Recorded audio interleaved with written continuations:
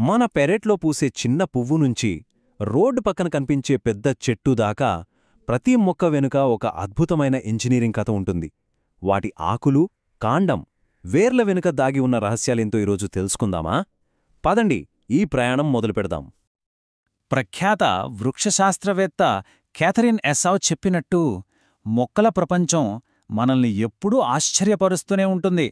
అవును కదా? ఒక్కసారి ఆలోచించండి. చిన్న గడ్డిపరక నుంచి ఆకాశాన్నంటే మర్రి చెట్టు వరకు ఎన్ని రకాలో. కానీ ఇంత వైవిధ్యం వెనుక ఒక సింపుల్ సీక్రెట్ దాగి ఉంది. అయితే ఇన్ని వేల రకాల మొక్కలన్నింటికీ ఒకే రకమైన నిర్మాణ ప్రణాళిక ఉంటుందా?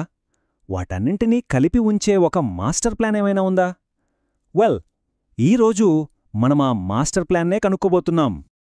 చూడండి, ఏ మొక్కనైనా సరే ఒక రెండంతస్తుల భవనంలా ఊహించుకోండి. భూమి కింద మనకు కనిపించని ఫౌండేషన్, అదే వేరు వ్యవస్థ. ఇక భూమిపైన మనకు కనిపించే అందమైన కట్టడం, అదే కాండ వ్యవస్థ. ఒకటి మొక్కను భూమిలో గట్టిగా పట్టి ఉంచితే ఇంకొకటి సూర్యుడి వైపు ఎదుగుతుంది.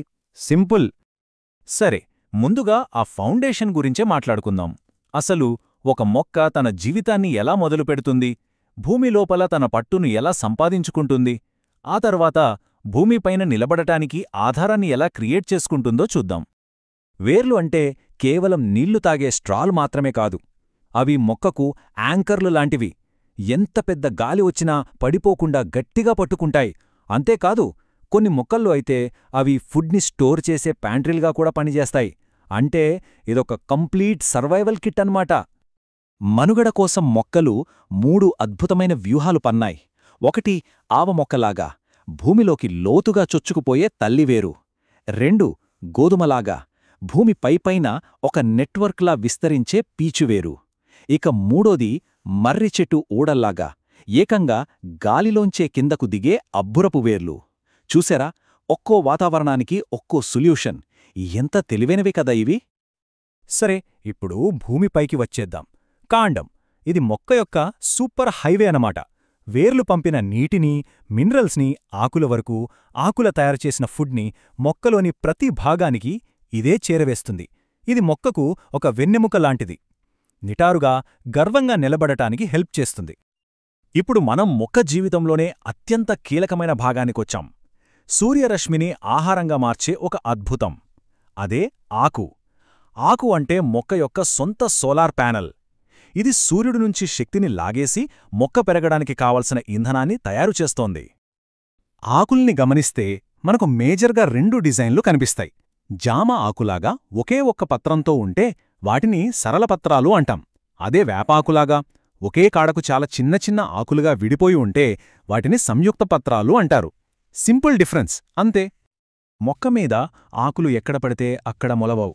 వాటి అమరిక వెనక ఒక పక్కా ప్లాన్ ఉంటుంది. దాన్నే పత్ర విన్యాసం అంటారు. దీని గోల్ చాలా సింపుల్. ప్రతి ఆకుకు తగినంత సూర్యరశ్మి అందాలి. ఏ ఆకు ఇంకో ఆకుకు నీడగా మారకూడదు. ఇదొక పర్ఫెక్ట్ స్పేస్ మేనేజ్మెంట్ అన్నమాట. ఈ స్పేస్ మేనేజ్మెంట్ కోసం మొక్కలు 3 మెయిన్ పద్ధతులు ఫాలో అవుతాయి. మందారలోలాగా ప్రతి కణుపు దగ్గర ఒక్కో ఆకు, ఒకటి తర్వాత మరొకటి, అలా ఏకాంతరంగా అమరి ఉంటాయి. జామలో అయితే జంటగా ఒకదానికొకటి ఎదురుగా ఉంటాయి. ఇక ఆల్స్టోనియా లాంటి మొక్కల్లో ఒకేచోట గుంపుగా ఒక చక్రంలా ఉంటాయి. ఇవన్నీ సూర్యరశ్మి కోసం చేసే తెలివైన అరేంజ్మెంట్స్. ఓకే, ఇప్పటివరకు మొక్క ఎలా బతుకుతుందో చూశాం. ఇప్పుడు మనం మొక్క కథలో అత్యంత అందమైన, ఇంకా చెప్పాలంటే అత్యంత ముఖ్యమైన అధ్యాయానికొచ్చాం: పునరుత్పత్తి. పువ్వు అంటే కేవలం అందం కాదు, అది తర్వాతి తరాన్ని సృష్టించే ఒక కాంప్లెక్స్ మెషీన్. ఏ పువ్వునైనా జాగ్రత్తగా చూస్తే అందులో 4 సర్కిల్స్ అంటే వలయాలు ఉంటాయి. అన్నిటికన్నా బయట ఉండే పచ్చని ఆకులు మొగ్గను కాపాడతాయి. వీటిని రక్షక పత్రావళి అంటారు. ఆ తర్వాత మనల్ని కీటకాలను అట్రాక్ట్ చేసే రంగురంగుల రేకులు, వీటిని ఆకర్షణ పత్రావళి అంటారు. ఇక లోపలికి వెళ్తే పురుష భాగాలైన కేసరావళి, ఆ మధ్యలో ఉండే స్త్రీ భాగమైన అండకోశముంటాయి.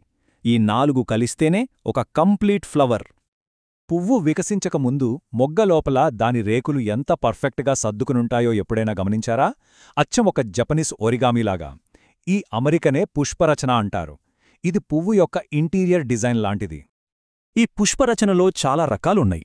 కొన్నింటిలో రేకులంచులు జస్ట్ అలా టచ్ అవుతాయి, కొన్నింటిలో ఒకదానిపై ఒకటి మెలితిరిగి ఉంటాయి, మరికొన్నింటిలో ఒకదాన్నొకటి కప్పుతాయి, కానీ ఒక పర్టిక్యులర్ పద్ధతి అంటూ ఉండదు. మరికొన్నింటిలో అయితే ఒక పెద్ద రేకు మిగతా వాటిని కప్పేస్తుంది. ఇవన్నీ ప్రతి పువ్వుకు ఉండే ఒక యూనిక్ డిజైన్ సిగ్నేచర్ లాంటివి. పువ్వు తన పని పూర్తి చేశాక కథ అయిపోదు. నిజానికి అక్కడి నుంచే అసలు కథ మొదలవుతుంది. ఫలదీకరణ చెందిన ఆ పువ్వు తన జాతి భవిష్యత్తును ఎలా కాపాడుతుంది, తరువాతి తరాన్ని ఎలా సృష్టిస్తుందో చూద్దాం. మనం ఇష్టంగా తినే పండు అంటే అసలేంటి? బొటానికల్గా చెప్పాలంటే అది ఫలీకరణ తర్వాత పెరిగిన అండాశయం. దాని అసలు డ్యూటీ చాలా ఇంపార్టెంట్. లోపలున్న విత్తనాలకు ఒక సేఫ్టీ కవచంలా ఉండి వాటిని దూర ప్రాంతాలకు చేరవేయడంలో హెల్ప్ చేయడం. ఇక విత్తనం, ఇది భవిష్యత్తు కోసం తయారుచేసిన ఒక టైం క్యాప్స్యూల్ లాంటిది. లోపల ఒక బుల్లి మొక్క అంటే పిండం, దానికి కావలసిన లంచ్ బాక్స్ అంటే ఆహారం, ఇంకా ఒక ప్రొటెక్టివ్ కవచం, అన్నీ ఒకే ప్యాకేజీలో ఉంటాయి. ఎంత అద్భుతమైన ఏర్పాటు కదా! పుష్పించే మొక్కలన్నింటినీ సైంటిస్టులు ఒక సింపుల్ ఫీచర్ ఆధారంగా 2 పెద్ద ఫ్యామిలీస్గా విడగొట్టారు. శనగలాగా 2 బీజదళాలు ఉంటే ద్విదళ బీజాలు అంటారు. అదే మొక్కజొన్నలాగా ఒకే బీజదళం ఉంటే ఏకదళ బీజాలు అంటారు. ఇది మొక్కల ప్రపంచంలో ఒక ఫండమెంటల్ క్లాసిఫికేషన్. ఇప్పటిదాకా మనం చెప్పుకున్న ఈ సంక్లిష్టమైన సమాచారాన్నంతా కేవలం కొన్ని సింబల్స్తో ఒక సీక్రెట్ కోడ్లాగా రాయొచ్చని తెలుసా? సైంటిస్టులు దీన్ని పుష్పసూత్రం అంటారు. ఇది ఒక పువ్వు యొక్క కంప్లీట్ బయోడేటా అన్నమాట. ఉదాహరణకు ఇప్పుడు కనిపిస్తున్నది ఆవ పువ్వు యొక్క పుష్పసూత్రం. చూడ్డానికిది ఏదో మ్యాథ్స్ ఈక్వేషన్లాగా ఉన్నా ఈ చిన్న లైన్ ఆ పువ్వు యొక్క పూర్తి కథను చెబుతుంది. చూడండి, ఆ చిన్న సూత్రం ఎంత ఇన్ఫర్మేషన్ ఇస్తుందో. ఆ పువ్వు ఎలా ఉంది, దాని రేకులెన్నున్నాయి, అవి అతుకునే ఉన్నాయా లేదా విడివిడిగా ఉన్నాయా, ఇలా ప్రతి చిన్న డీటెయిల్ ఆ కోడ్లో దాగి ఉంటుంది. నిజంగా అద్భుతం కలా! ఇదే సైంటిఫిక్ లాంగ్వేజ్ పవర్. ఒక్క లైన్తో ఒక పువ్వు యొక్క మొత్తం బ్లూ ప్రింట్ను మనం రీకన్స్ట్రక్ట్ చేయొచ్చు. ప్రపంచంలో ఏ దేశానికి చెందిన సైంటిస్ట్ అయినా సరే ఈ సూత్రాన్ని చూసి ఆ పువ్వును కరెక్ట్గా ఊహించుకోగలడు.